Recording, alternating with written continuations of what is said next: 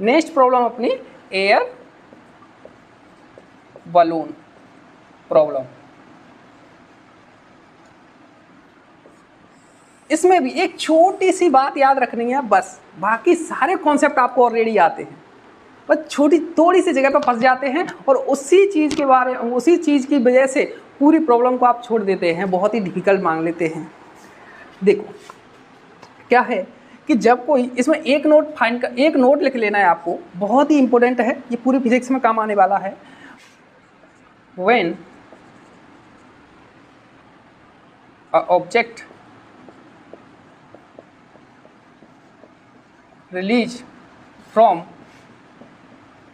A moving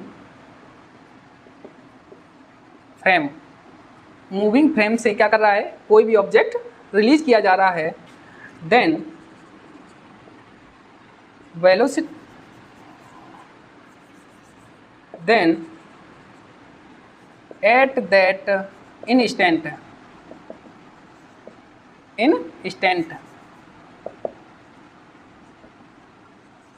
इस time of moment पर velocity of frame transfer to the object but acceleration does not,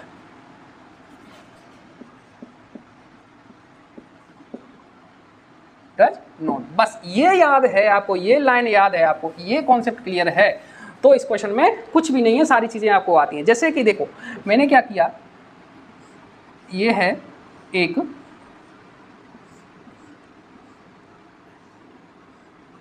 air balloon है इस तरीके से,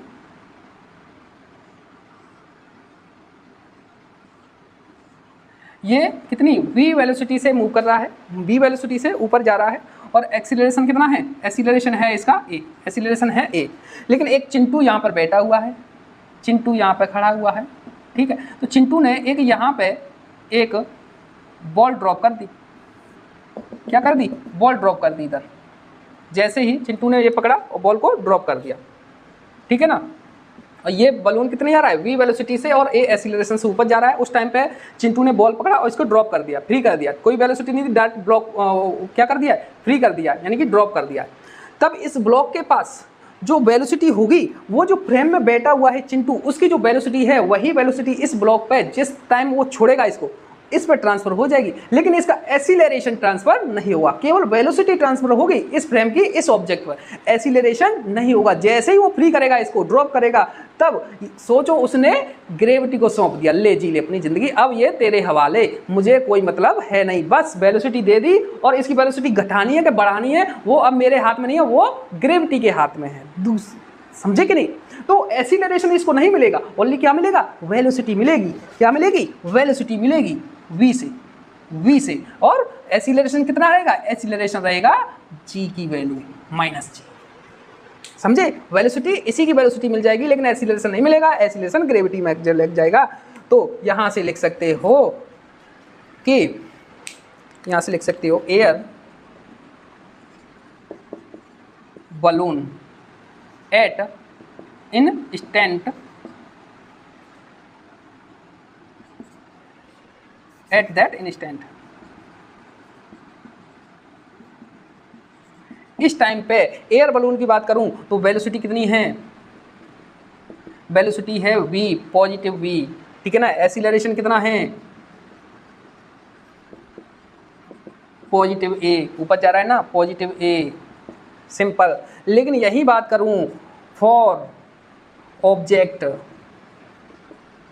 एट दैट इंस्टेंट, जब ये छोड़ा गया, ड्रॉप किया गया, तब वेलोसिटी कितनी हो जाएगी, velocity equal to v, velocity यहीं से आ जाएगी v, वेलोसिटी v जो कि फ्रेम की थी वो, लेकिन एक्सीलरेशन डज नॉट ट्रांसफर, इसकी होगा माइनस की g। सिंपल, जैसे ही ब्लॉक को फोल्ड किया तो ऊपर वेलोसिटी मिलेगी और नीचे g मिलेगा। सिंपल, ये केस रहेगा। अब जो भी प्रॉब्लम पूछा जाएगा, अब ये प्रॉब्लम बन गई आपकी। अब याद करो, एक केस था h हाइट से मैंने ऊपर की तरह थ्रो किया था किसी ब्लॉक को जिसकी इनर्शियल वेलोसिटी दे रखी थी, तो यहाँ भी v दे रखी है, एक्सीलरेशन है, तो this is the case of motion under the gravity, उसी का केस हो गया। बस ये कॉन्सेप्ट पता है तो ये यहाँ से आगे की चीज़ तो आप अच्छे से सीख चुके हो। सिंपल, बस इतना, ये कॉन्सेप्ट बच्चों को नहीं आता, ये लाइन बस आ गया कि क्या ट्रांसफर होगा क्या नहीं होगा, बच्चे ए को भी ट्रांसफर कर देते हैं, ठीक है ना। बस देखो क्वेश्चन से समझते हैं हम लोग।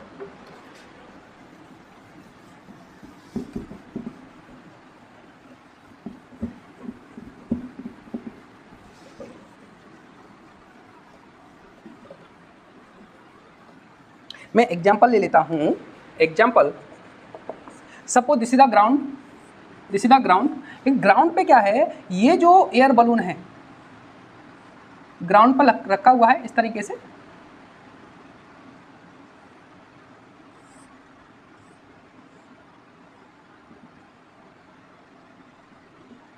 इस तरीके से। तो इसकी इनर्शियल वैल्यू u से, u 0 है, इनर्शियल वेलोसिटी कितनी है 0 है, और a की वैल्यू मान लेता हूँ, a की वैल्यू एक्सीलरेशन इसका है 10 मीटर पर सेकेंड, ठीक है ना। कितना है 10 मीटर पर सेकेंड उसका है, दिस इज द एक्सीलरेशन। तो वो पूछेगा कि after t equal to 1 second, 1 second ले लो, ठीक है ना, कितना 1 सेकेंड ले लो, तो क्या होगा 1 सेकेंड के बाद ये यहां पे कहीं होगा,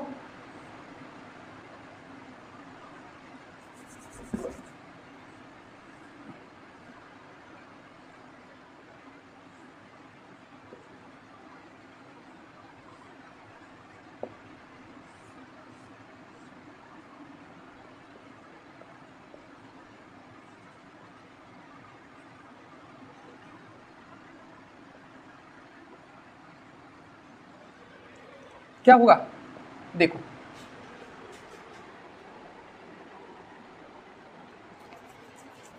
अब देखो this is the inertial position, this is the inertial position, u equal to 0, inertial velocity क्या है 0, एक्सीलरेशन कितना है 10, एक्सीलरेशन कितना है 10, ठीक है ना, ऊपर की डायरेक्शन में, ऊपर की डायरेक्शन में। अच्छा एक्सीलरेशन 10 ना लेके मैं डिफरेंट ले लेता हूँ, वरना g की वैल्यू सेम हो जाएगी, इसमें 4 ले लेता हूँ, कितना हो गया 4। लेकिन t इक्वल टू 1 सेकेंड में, t इक्वल टू 1 सेकेंड में यहाँ पे पहुँच गया, t इक्वल टू 1 सेकेंड पे यहाँ पे पहुँच गया, तो इसने 1 सेकेंड में कुछ ना कुछ डिस्टेंस हाइट कवर की होगी यहाँ से यहाँ तक, सपोज h।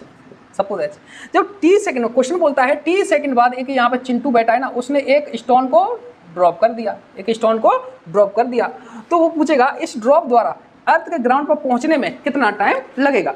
तो पूछ रहा है find the after t equal to 1 second, after t equal to 1 second a block release, drop कर दो, a block drop from air balloon, then find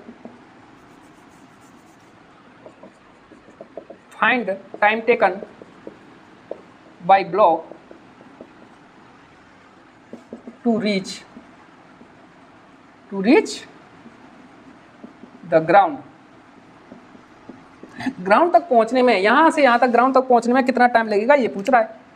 यहां से मूव करेगा वो, तो यहां तक आने में टाइम कितना लगेगा, ठीक है ना। अब देखो पहली बात, यहाँ पे जो आपका क्या है, ये एयर बलून है, तो 0 वेलोसिटी से ऊपर गया, यहाँ तक 1 सेकेंड में कितनी वेलोसिटी अर्जित कर लेगा। तो यहाँ से सॉल्व करोगे, पहले तो वेलोसिटी फाइंड करोगे किसकी, बैलून की, आफ्टर 1 सेकेंड। तो velocity of air balloon after 1 second, याद करो 1 सेकेंड में इनर्शियल वेलोसिटी 0, तो वेलोसिटी निकालोगे v equal to u plus at, u कितना गिवन है यहाँ लिख लो, v equal to u plus at, u कितना गिवन है, मैं पहले एयर बलून की बात कर रहा हूँ 0, प्लस a कितना गिवन है 4 इंटू t कितना है 1, तो यहाँ से v की वैल्यू आ गई 4 मीटर पर सेकेंड, 4 मीटर पर सेकेंड। यानी कि t=1 सेकेंड बाद इसकी वेलोसिटी कितनी हो जाएगी? 4 मीटर पर सेकेंड, 4 मीटर पर सेकेंड। और एसिलेरेशन कितना होगा? एसिलेरेशन उतना ही रहेगा जैसे इनर्शियल था, कितना? 4 मीटर पर सेकेंड स्क्वायर। अब इस समय उसने, चिंटू ने क्या किया, एक ये ब्लॉक ड्रॉप कर दिया। अब जैसे ही ड्रॉप किया, at that point, at that time of moment, इस ब्लॉक की वेलोसिटी कितनी होगी और एसिलेरेशन कितना होगा? अगर ये आपको पता है तो इस क्वेश्चन में कुछ भी नहीं है। तो मैं बात करूं कि एट,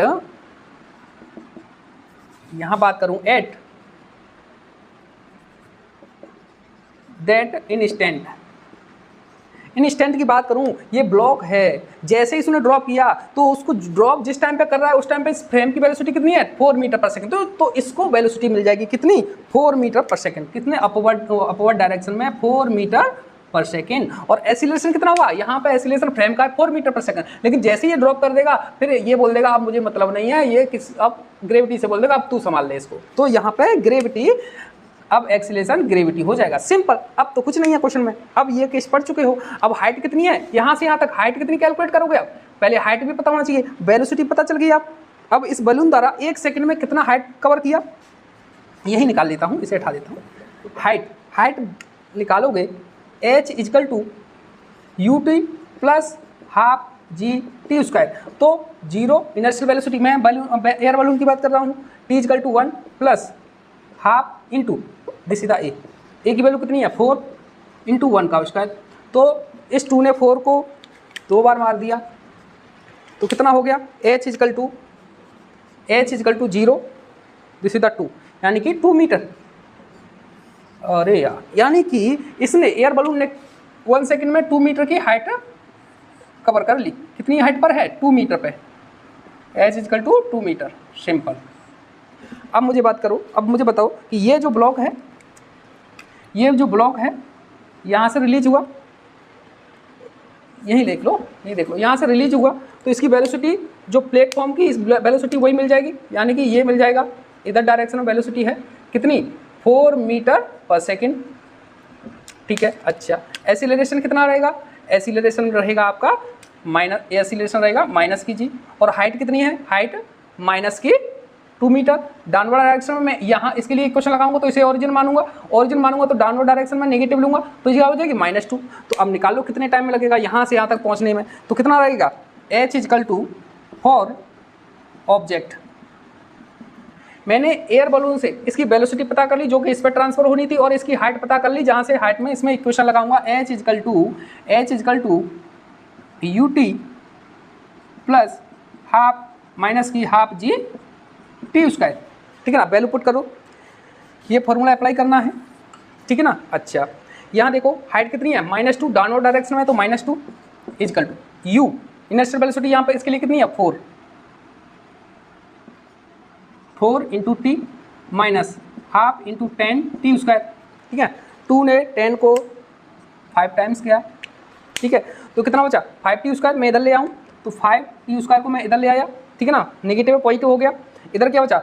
-4t, इधर हो गया -2 = 0। This is the quadratic equation.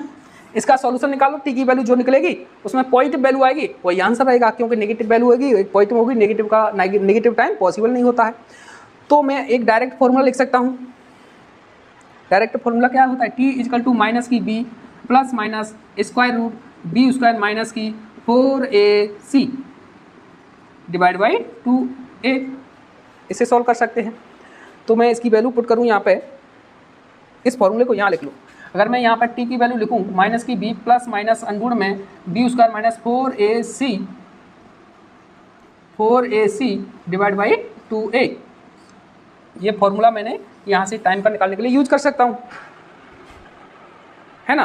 तो बस यहाँ पे वैल्यू पुट कीजिए आप, ये टाइम मैं सॉल्व कर सकता हूँ। यहाँ पे देखो -b कितना है? -4, तो क्या हो जाएगा? t = 4 हो जाएगा प्लस माइनस स्क्वायर रूट में -4 का स्क्वायर 16 माइनस की 4 इंटू a की वैल्यू कितनी है? 5, a की वैल्यू कितनी है? 5 एंड c की वैल्यू कितनी है? -2 डिवाइड बाई 2 इंटू a कितना है? 5, सिंपल। अब मुझे बताओ ये कितना हो गया? नेगेटिव पॉजिटिव हो जाएगा, और ये कितना हो जाएगा? नेगेटिव पॉजिटिव हो जाएगा। 5 इंटू 2 10 इंटू 40 40 और 16 56, ये कितना हो जाएगा t equal to 4 plus minus 56 का स्क्वायर रूट डिवाइड बाई 10, कितना बन गया। अच्छा यहाँ से 4 कॉमन ले लेता हूँ, यहाँ से वैसे मैं 4 यहाँ से कॉमन ले सकता हूँ, तो 4 से 4 होगा 10, ठीक है। अब मुझे बताओ इसका 56 का स्क्वायर रूट लो, कितना आएगा 7.48 t equal to 4 plus minus 7.48 divide by 10। अब मुझे बताओ जब मैं पॉजिटिव लूँगा तो आ जाएगा 4 प्लस 7.848 डिवाइड बाई 10, अगर नेगेटिव लूँगा तो क्या हो जाएगा नेगेटिव आ जाएगा वैल्यू। तो यहाँ से मैं लिख सकता हूँ, मैं एक क्वेश्चन में ऐसे आंसर रब कर देता हूँ, आसान होगा, वहाँ स्पेस ही कम बचा है। तो टाइम आपका आ गया time equal to 4 plus minus 7.48 divide by 10 second. लेकिन मैं एक बार पॉजिटिव साइन लूँगा, टेक पॉजिटिव लूँगा तो टाइम t1 की वैल्यू कितनी आ जाएगी 4 प्लस 7.48 डिवाइड बाई 10, तो कितना हो गया 11.48 डिवाइड बाई 10, तो t1 की वैल्यू आ गई आपकी 1.148 सेकेंड। ये हो गया t1 second positive sign, this is the correct time, ठीक है ना, यही आंसर रहेगा आपका। अच्छा अब अगर नेगेटिव ले लें, टेक नेगेटिव, तो t2 निकालूंगा मैं 4 माइनस की 748 डिवाइड बाई 10, तो यहाँ क्या हो जाएगा नेगेटिव का 3.48 डिवाइड बाई 10, जो नेगेटिव टाइम आ रहा है इट इज नॉट पॉसिबल, ये पॉसिबल नहीं है। तो आंसर कितना हो गया, आंसर बचेगा 1.148 second, this is the answer. इस तरीके से डील करना है, कॉन्सेप्ट को समझिए। ये क्वेश्चन की वैल्यू मैंने रैंडमली ले रखी है, इसलिए डिफिकल्ट वैल्यू आ गई है, इसलिए क्वेश्चन में किसी भी एग्जाम में दिया गया ये वैल्यू फिक्स रहेगी, डिजाइन किया रहता है, तो ये सारी वैल्यू बहुत ही ईजी तरीके से कैलकुलेट हो जाती है, सिंपल वैल्यू आती है, न्यूमेरिकल वैल्यू, ठीक है ना। कॉन्सेप्ट पर फोकस कीजिए, अगर कॉन्सेप्ट आपको आता है, देखो क्वेश्चन बहुत सारे बन सकते हैं, जो भी बुक डिफरेंट बुक पढ़ोगे आप, तो उन बुकों में बहुत सारे क्वेश्चन देखने को मिलेंगे। डीपीपी लगाओगे, किसी भी इंस्टीट्यूट की सीट लगाओगे, उसमें डिफरेंट क्वेश्चन मिलेंगे, बहुत सारे क्वेश्चन मिल जाते हैं। लेकिन अगर आपको ये कॉन्सेप्ट क्लिक हो गया, कॉन्सेप्ट आपको आता है, तो कितने भी सारे क्वेश्चन लगा लो, कोई प्रॉब्लम नहीं आने वाली। सिंपल, पहले आप इस प्लेटफॉर्म की यहाँ से t इक्वल टू 1 सेकेंड में वेलोसिटी फाइंड कर ली, अगर कोई भी 2 सेकंड दे रखा है तो 2 सेकंड में वेलोसिटी पता कर लिया, एक्सीलरेशन पता है, अगर इस टाइम से यहाँ पे ड्रॉप करेगा तो जो वेलोसिटी कैलकुलेट किया वही ऑब्जेक्ट को मिल जाएगी, लेकिन एक्सीलरेशन नहीं मिलेगा, एक्सीलरेशन ग्रेविटी वाला होगा। तो यहाँ से फॉर्मूला लगा सकते हो, ये एच फाइंड कहाँ से करोगे, इस बैलून से ही करोगे, जिस तरीके से हम लोगों ने सॉल्व किया है। मुझे उम्मीद है अच्छे से क्लियर हुआ होगा टॉपिक, ठीक है ना। ये दोनों प्रॉब्लम, जैसे पिछले वाला टैप एंड ड्रॉप वाली प्रॉब्लम कराई, एक बैलून वाली, ये हर किसी क्वेश्चन बच्चे पढ़ते हैं और पढ़ के छोड़ देते हैं, क्या बोला यार, किस तरीके से डील करना, या करते हैं तो बहुत डिफिकल्ट कर लेते हैं, बहुत सारी कैलकुलेशन बढ़ा लेते हैं, लेंथी कर लेते हैं। This is the simple way, ठीक है ना, ये दोनों प्रॉब्लम को सॉल्व करने के लिए, ठीक है ना।